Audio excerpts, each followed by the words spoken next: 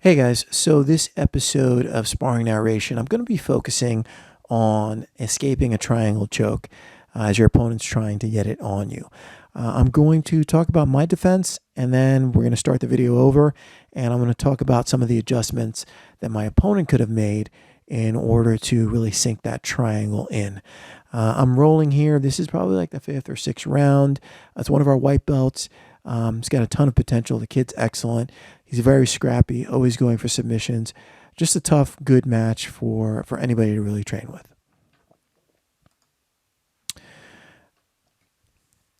So again, we're going to start. I'm going to be inside of his guard. And you're going to see he's going to start right away attacking for submissions and breaking posture and doing all the right things that you should be doing. Really good hip placement by the white belt as well. You see how his hips are high on my thighs. That's going to allow him to attack triangles, attack arm bars much easier. As I go to open the guard, I'm being a little sloppy here. I'm too bent over. I don't have good posture. And he's able to get his legs around me and start triangle attack. You're going to see in a moment here, my right arm is going to come up to meet the leg. And I'll pause it right there, right here. This is really important. It's something that you guys can do to help give you a little bit more time to fight off those triangle chokes and just angle and really get your shoulder of the arm that's trapped through. By pulling this leg here, it loosens everything up and allows you to get that shoulder in nice and deep, which helps you to prevent the strangulation from occurring. My other hand right here, my right arm, as you can see here, it just came through, is going to be trying to grab this lapel right here.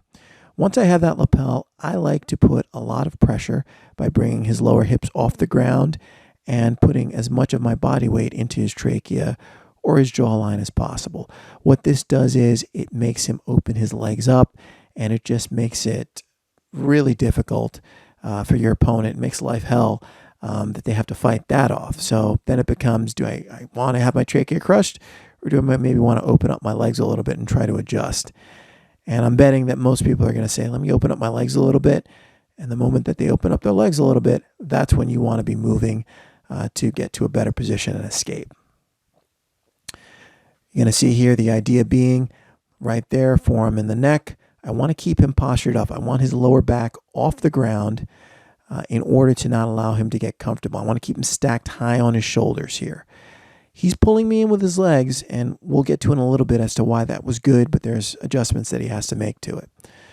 You can see here, I'm putting more pressure on his neck. You can see him wincing there. It's painful, and it's not a good time. Eventually, we're going to fall over. He's going to switch to an arm bar. The problem is that my elbow is not turned in any position that would threaten it. And at this point in time, I was pretty much out. It was just pulling the arm out and coming to side control. Great job of him by keeping my arm trapped there and then opening his legs up to re-attack the triangle. And you can see he goes there. I'm able to, though, stack quickly and escape it and secure side control. So let's take this video back now to the moment when he starts to attack the triangle. If you guys will recall earlier, I said he did a great job by keeping his hips high on my thighs. You want to do that when you're attacking in guard because it allows you to be more dynamic, attack quicker, and off-balance your opponent easier.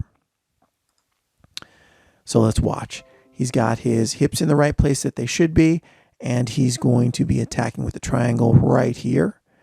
He's breaking my posture down. He's waiting for the moment. Boom. There he goes. 1, 2. Excellent. Excellent attack right here. Everything's good so far. Where does he get into a little trouble, or where does a problem start to occur? Well, it's going to occur right about now. I've got the grip here. This isn't so bad. He can still win this battle right here. Legs are obviously stronger than the hands and the arms. But notice how he is right here. You see how he's high on his shoulder blades right here? It's going to get more and more difficult to be able to lock that triangle on the higher you get on your shoulder blades here and the more pressure that you're feeling here because it's restricting your hip movement.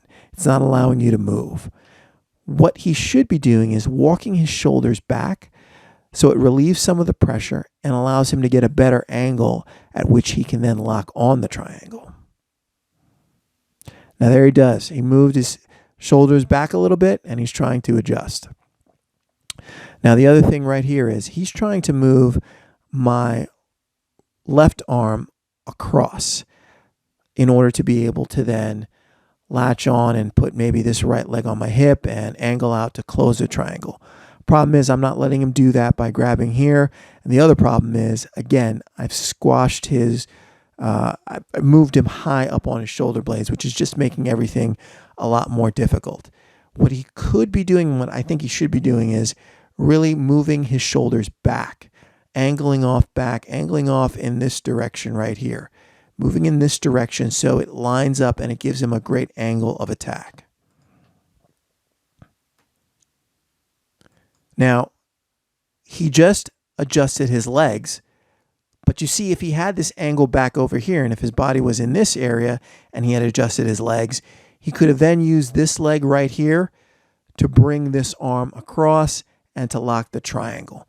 Why would that have worked? The legs are much stronger than the arms. As soon as this leg hits this arm right here, trust me, my whole arm and my whole body is going to move in this direction, and he would have had a great angle to be able to close it. The other thing he could have done was he could have taken this hand right here, put it under this leg right here, and that would have also helped him to cut a sharp angle and be able to close the triangle as well. Would have also set him up for a nice armbar too. Now he's not in a good position right here. And again, it all started back a few moments ago when I said angling off and creating that angle to attack the triangle. Because he's in this poor angle right here, we're both going to sort of get toppled over. But he loses his advantage. He loses the moment to be able to really attack it and really close it.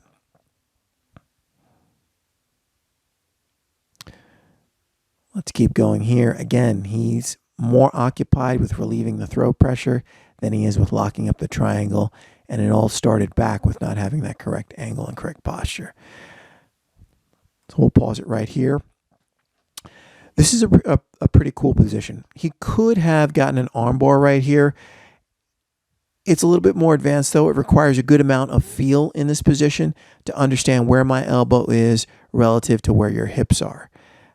Additionally, his legs weren't squeezing in the right direction. He had it locked right here. He had a triangle locked. But when you're like this in this position, you want to be squeezing your legs together so it traps the individual's head. Right there, he closed his legs.